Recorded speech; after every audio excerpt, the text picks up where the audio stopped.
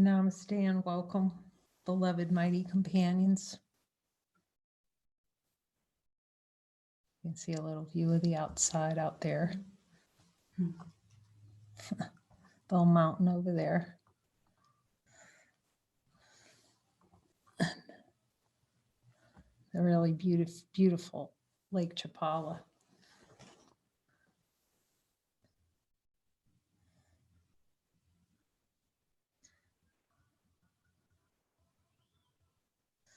When you're ready to see that we're infinite,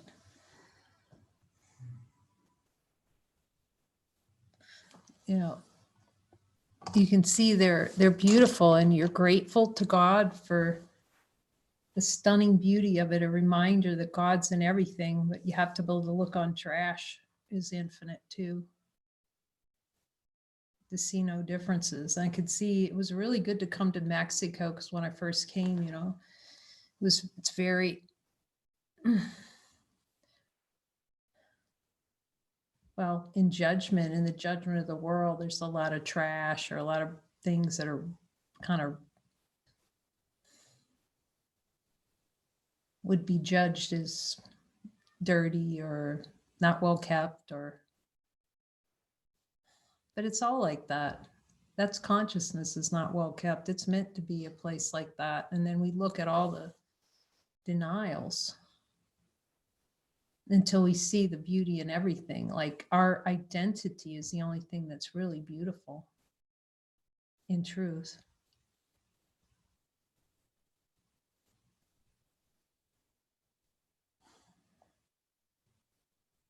Now it's like, well, I guess there's no call to be anywhere else at the moment. And see that we're always home.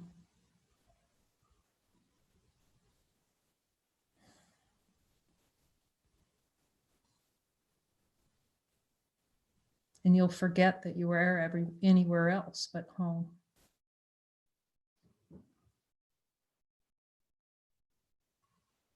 You'll see this isn't your home. You can ask Jesus, is this my home, Jesus? I've tried to make a home here, but the only result of that is feeling homeless.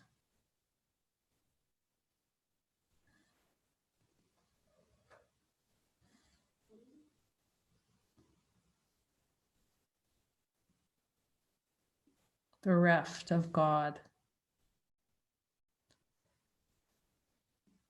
I was telling Dyra today, we had a little joining, and it truly has been joyful, this collaboration. And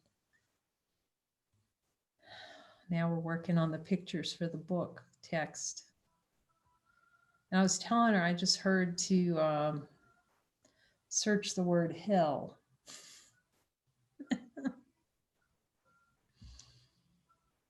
And a video came up, someone saying something about the Pope saying there's no hell. So of course, whoa. And I found some little Catholic register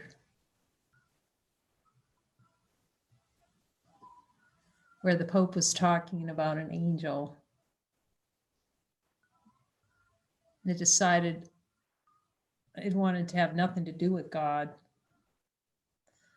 Where he said, no, hell's a choice. It's something we're choosing. And that's what the whole little article was about, that hell is a choice not to be with God. It's like, well, okay, that's the nutshell, isn't it? Right there. And the whole fire and brimstone idea, there really is a hilarious, I'll send it to the yogis, all the team here. It's a hilarious little kind of a comedian. Does anybody remember that guy's name?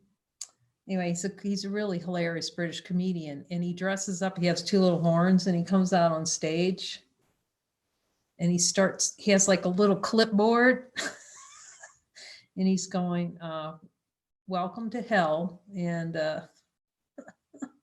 you know, all the murderers over here. He's just showing everybody their place and all the, welcome.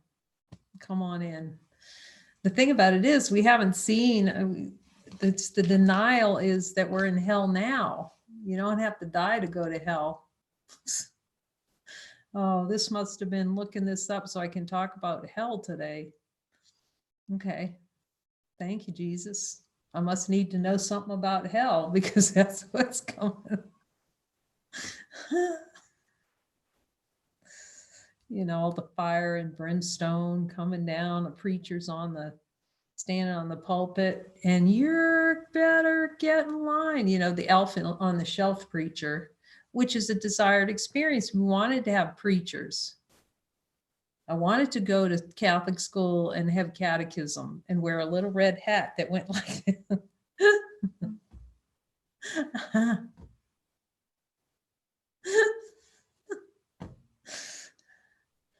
And pretend I didn't know who Jesus was, other than to kind of look up and, see that something's hanging on the cross.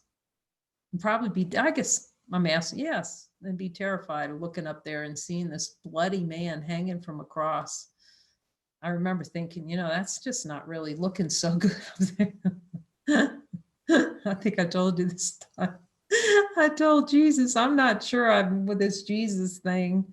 Am I going to have to die like that? Is that how that's going to work? Jesus, I'm not sure I want to go this direction because it didn't look like this ended too well for you. You should look up there, you're going, that's not looking too good, and I was asking if The Passion of Christ was a guided movie. He says no.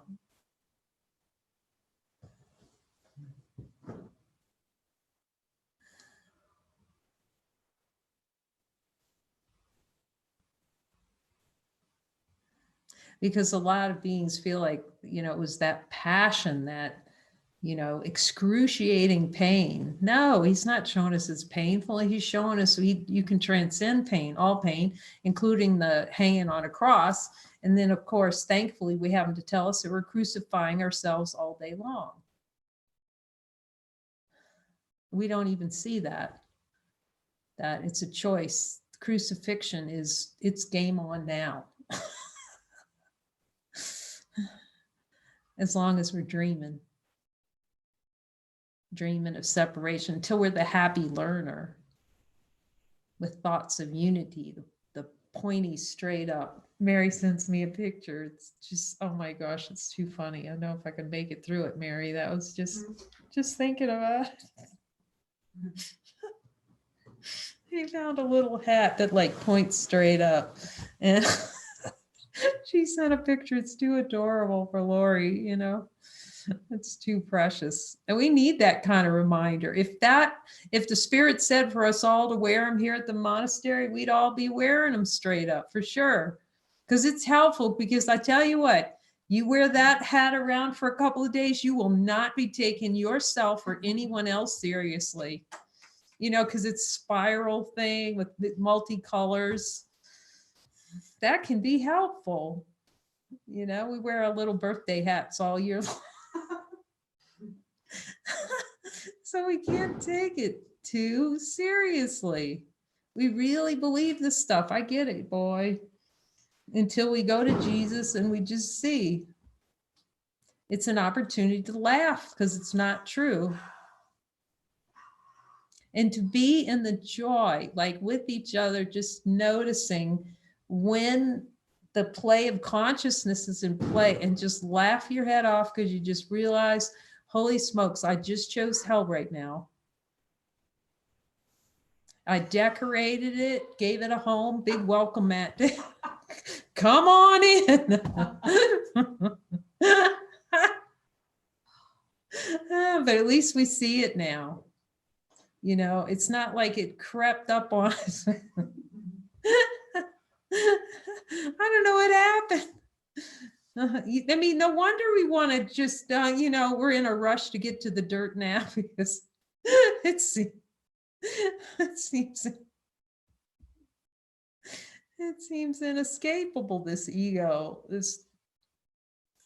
It's hilarious. We have convinced ourselves that we're not in hell now. Because we don't see how deep the twitches are.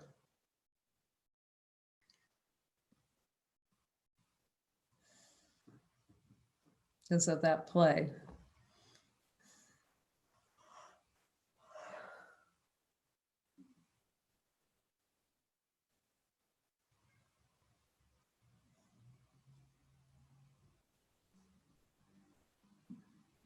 Did the audio go out, Dyra, or it's still good? Oh, audio's out? Woohoo! Okay, we'll just wait a minute for the audio. Okay, technical issue. Issues for tissues. Okay. We'll just wait.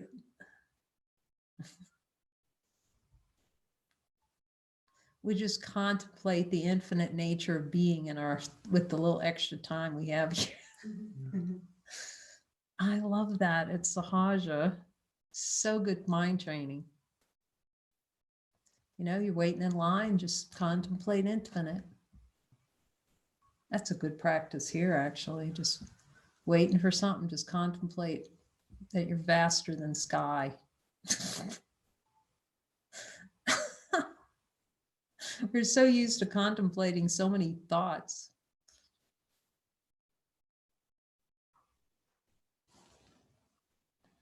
She's connecting now. Of course, that won't help because, of course, Tyler got a haircut. I know, she did. Now,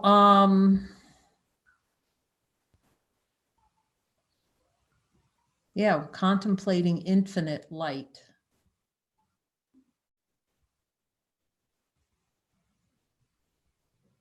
You just notice that your whole body relaxes when you contemplate infinite light. And then you can, when you have a twitch, you can just know that that is a desired experience to deny the light.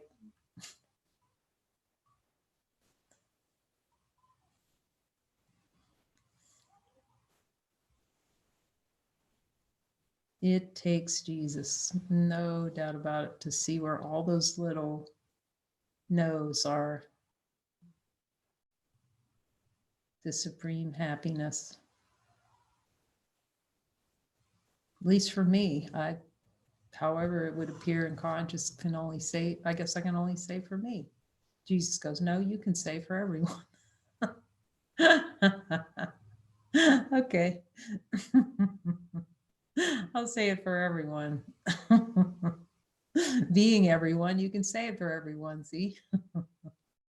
Then you just see it's all the same.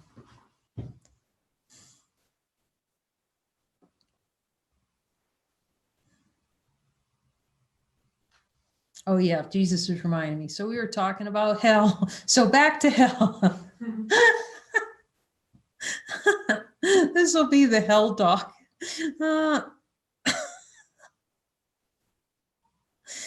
Yeah, he's reminding me like the conceptual idea of hell. It's like God, you know, the little man, he's sitting on the throne. He's got his little list.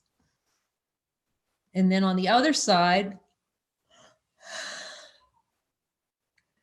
you know, is the horn guy. And he's got his little horn, and Jesus showing me, okay, he's got his little tail up there and his little pitchfork. I don't know. Might have stole that from Aquaman, you know, because Aquaman has a pitchfork too. That is a wicked good movie, by the way. A wicked good wake-up movie, Aquaman. I said, Jesus, you're bringing that? Yeah, that's in purpose somehow.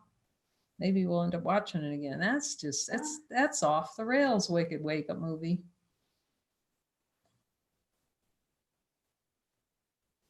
But these conceptual ideas of what hell is, you know, just like heaven, you can just see, okay, the first time you hear the word heaven, what thoughts come to your mind? You know, it's a fluffy place with fluffy clouds where I can sit down in a lawn chair and drink a Mai Tai or whatever.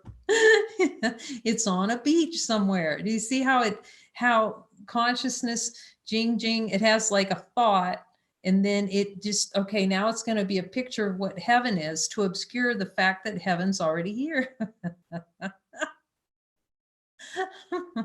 And the same thing is with hell. Okay. And so it's going to be ding, ding, ding. It's going to be a future and you're going to burn. Where did that come from? Who thought of that first in consciousness? That hell has fire in it. Who came up with the devil with a pitchfork either? You know, it's so interesting, the myths. Like Joseph Campbell would talk about these myths and how they're so congruent throughout consciousness. The devil, you know, the idea of Diablo, because there's only one mind. It's like we don't get a clue. It's like we don't examine closely enough. We just walk around. Okay, I'll say it for me. I would just walk around assuming, okay, there's a little cluster of thoughts over in that head, and I got my own little private thoughts over in this head, and you know, and then that's another set of little private thoughts. If you really examine language, you know, how things are just talked about. Okay, now somebody dies and we all get sad. But like, how do you know to get sad? You know, how do we know that? How do some of these things in consciousness, like everybody, so many beings seem to like see the same thing? Because there's one mind. Like I said, like the whole gig with the roaches, you know, so many beings just go, because there's one mind.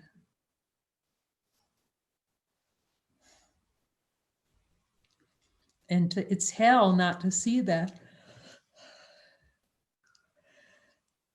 Play of consciousness is going to have a hell in a future, like heaven in the future. When the only hell is right here, right now, when we say no to God right here, right now, and accept the thoughts, define ourselves in thoughts. We can ask in the light of divine being, does the light of divine being, can we find hell inside there? In the light, like we can look really hard. Do we do a search it? Come here, I'm going to search you to call the light over. Come here, I'm going to search you to see if I can find hell in there somewhere. Because we've had to work pretty hard to find hell. Ask Jesus. That's where all the effort is to maintain a sense of hell.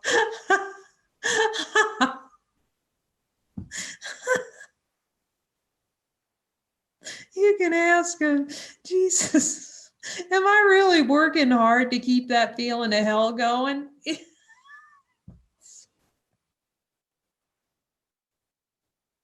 All the effort, every bit of effort in this world is to keep a sense of hell. Now, how about that?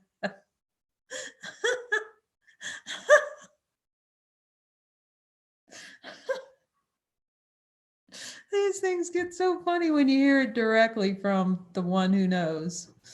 And when you really get it, you know, because when you read it, it's not so funny in A Course in Miracles. But when you really, like, it just penetrates all the levels of the delusion all the way down to your toes, you know. You just go, oh my gosh, I just relish it. Oh, I want it.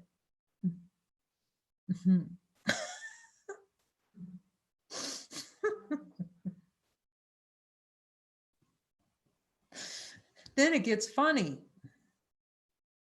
because it's impossible. As soon as we take a little stroll, we don't really have to stroll, but we're so used to strolling away from the light. We have to stroll over. We have to stroll over it, even though it's right here. Let me stroll over. You know, let's look in the light and see if there's any hell in there. Does the light have an unhappiness streak? You know, is it got like, it's all white, it's all pure light, but it's got a little unhappiness streak in there? Can we find that? Oh my gosh. So it has to be made up.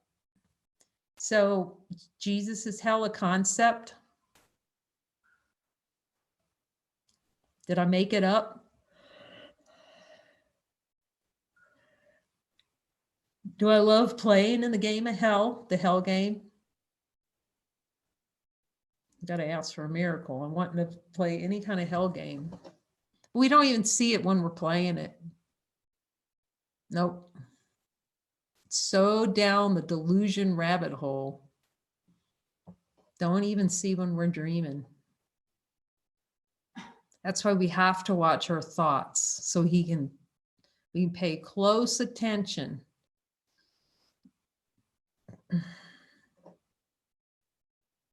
It's harder to dream and pay attention to your thoughts fully. That's why he has to start to notice. And then in the little contemplations he does, he's really, again, having us use consciousness to undo consciousness. So we can't play the game of fragmented consciousness anymore. We can see that consciousness itself is just one. There's just consciousness, and then there's an idea. Even consciousness is an idea.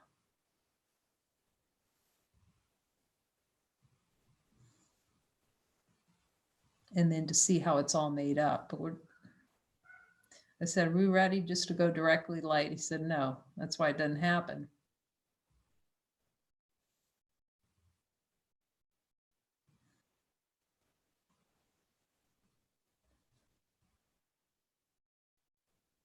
You can ask him, Jesus, do I really want to go directly to light? And you'll hear the no, that you don't. And ask him, Jesus, do I need to let you be in control of this matter? Is this best left to you, this whole, the atonement? And if we don't leave it to him, we'll also suffer. You can ask him. Because we're so identified. Consciousness is so identified with the body. It takes a lot of releasing of that energy, which releases the density of other. So we no longer, everything we touch is like an alien, a projection out from ourselves. To just see the touch, everything's in wholeness. Everything contains the totality of all that is. It's not apart from it. And of course, we see the symbols in consciousness through string theory, the interconnectedness of all things. So science points to it too, parts of science.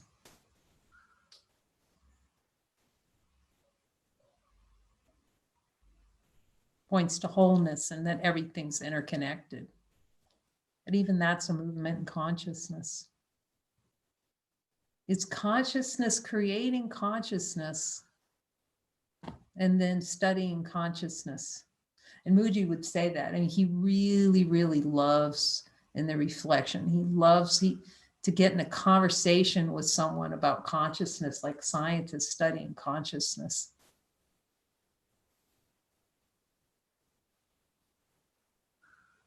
If you're studying consciousness, you're looking in the wrong place. Imagine Jesus, he says yes. And like, that's what Mooji would go. I'm hearing it direct from Jesus too. Jesus, Mooji, here's Mooji's conversation at a conference, at a consciousness conference. Who are you?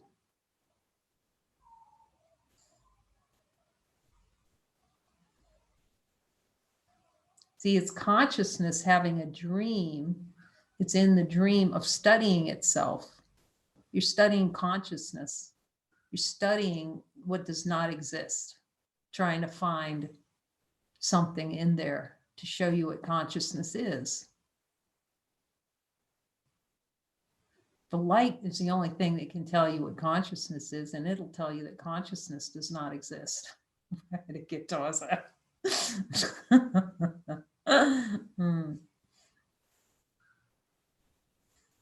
The best exploration of consciousness is by direct experience of it. It can't be measured by a scientific instrument or a theory. That's all the play of consciousness, the play of powerlessness.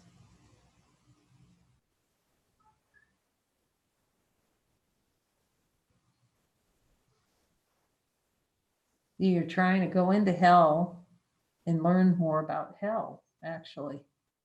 Not good or bad, but it doesn't bring you to what you are. What you are can only be found by clearing the denials of what you are. And I went to a conference on consciousness. But I can see that it was, I asked Jesus, was that helpful? He said, not particularly. Anything can be helpful, because it's always pointing back to source. So everything's always whole. But it's then the play of consciousness to want to learn about consciousness, to distract from seeing the infinite lights here, what transcends consciousness. Consciousness and non-duality. Consciousness is, until it's seen that it's unified, it is duality. It's studying duality to study consciousness. Jesus said, yeah.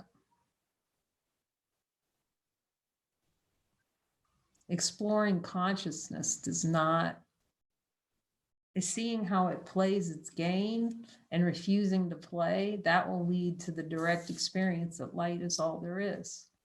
It's the only thing we're seeing. Yeah, I'm so grateful that Jesus has made it so simple. Light, everything else is a denial of light.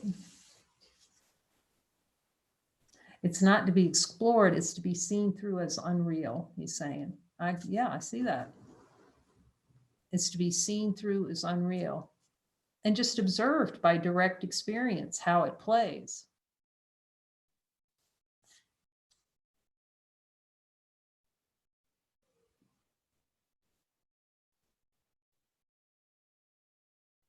That infinite light's unfazed.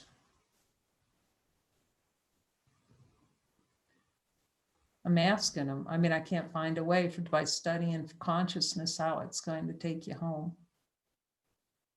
It's like Mooji says, who are you?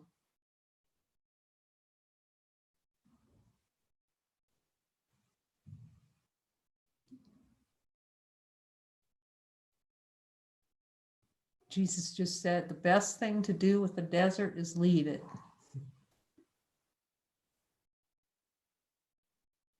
And I asked him, I said, so you're referring to that having to do with consciousness? He says, yes. You can ask him because you can hear him too. Yeah, he's not encouraging a scientific project in the desert. He's saying it's not the most direct way. It's not consciousness plays. It's not a problem. There's no problems.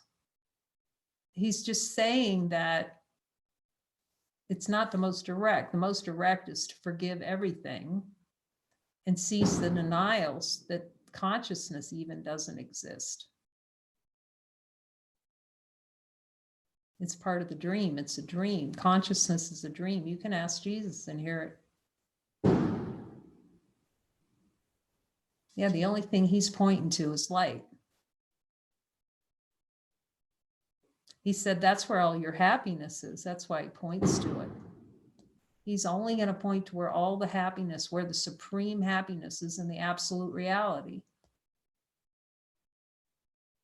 Beyond the body's eyes. Beyond movement. See, consciousness is movement. It's the moving. And anything moving is in the unreal. And which is a denial of supreme reality. And being involved in the moving is what hell is. Identification with the moving is hell.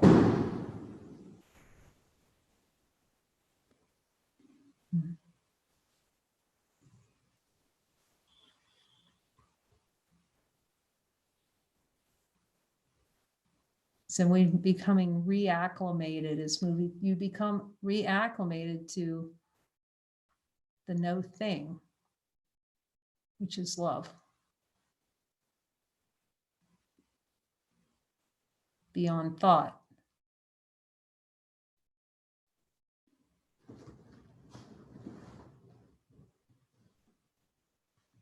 I said, Jesus, that's where supreme happiness is. He says, yes.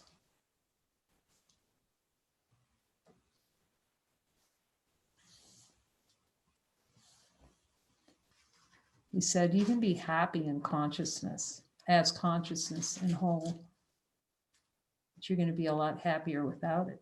That's what he said. I checked with him. I said, do you really say that? He said, yep. You'll be a lot happier. You don't need it. What do you need it for? That's pretty direct. What do you need it for? What do I need it for? And I said, what do I need it for? Jesus said, nothing.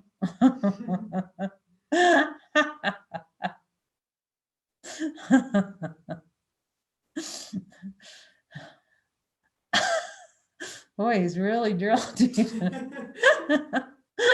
What do I need conscious for? Nothing. I just said it's not your friend. You think that's your friend? That is not your friend. As he said, it's a denial of infinite light. I said, even unified consciousness? He said, yes. That's deep. But he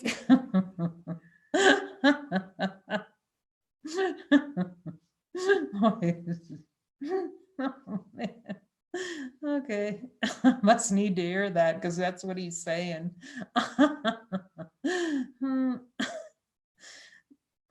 Yeah, he's telling, don't dally in consciousness too long. That's what he's saying. It's not your home.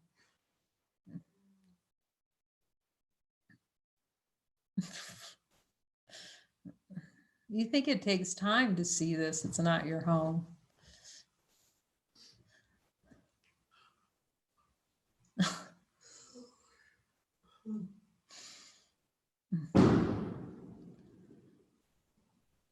And every time I ask them, I get the same answer. So the addiction is consciousness. Yes. The addiction is to the play in consciousness, to play the moving. Play moving pool rather than the affiliation with infinite light. Okay, Jesus. And just keep telling me what's most helpful for healing the mind. He has my full attention now. He says your happiness relies on that. And we see that it does.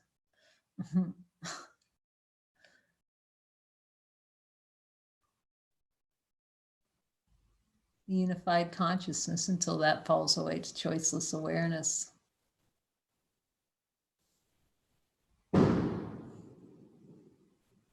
That's happiness.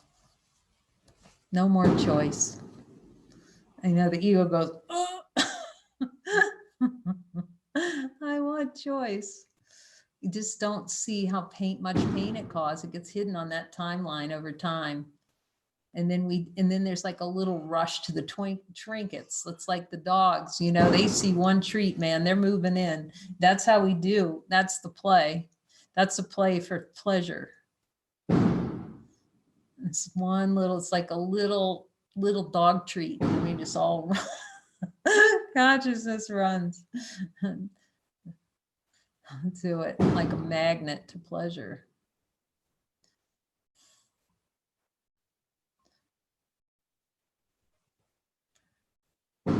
Once you see what joy is, you won't mistake pleasure for that.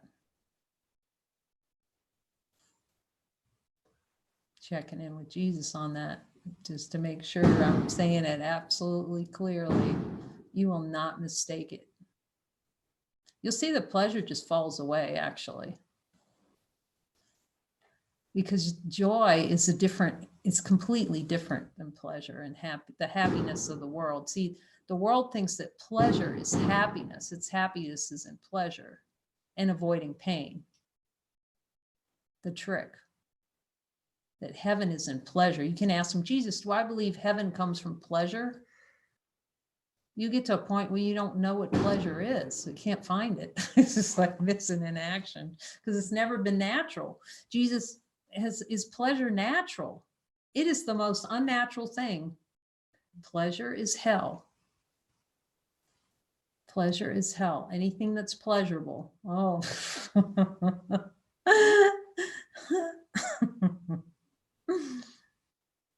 It becomes whole. See, it becomes whole. There's no,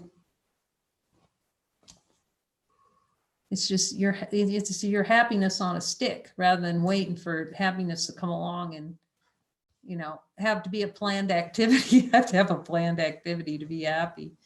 You just don't need that. Ask Jesus if you need that. If that's even helpful, to plan happiness, it's death. It's always something in the future. It's never what divine being is right now.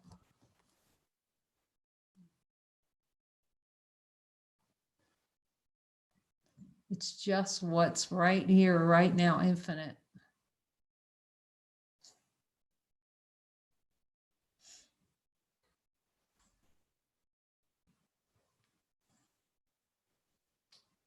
Thank you, beloved mighty companions. How could you ever appreciate? Because you're appreciating yourself. We're thanking. See, when we're expressing gratitude to the mighties, we're thanking ourselves as totality.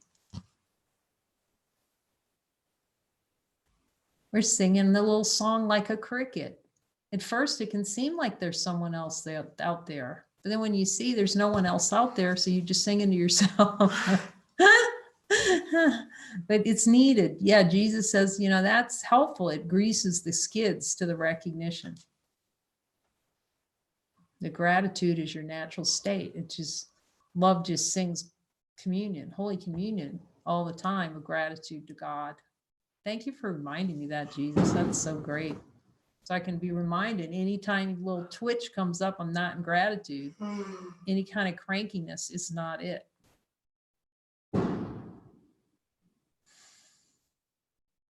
And thank you for showing me it can be really joyful. It was really helpful in chapter 20, looking at every desire that the church would be difficult. The desire for the experience of awakening is difficult.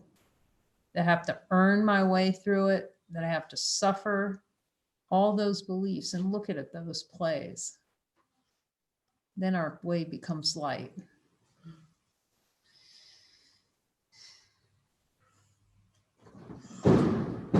Send in love to you.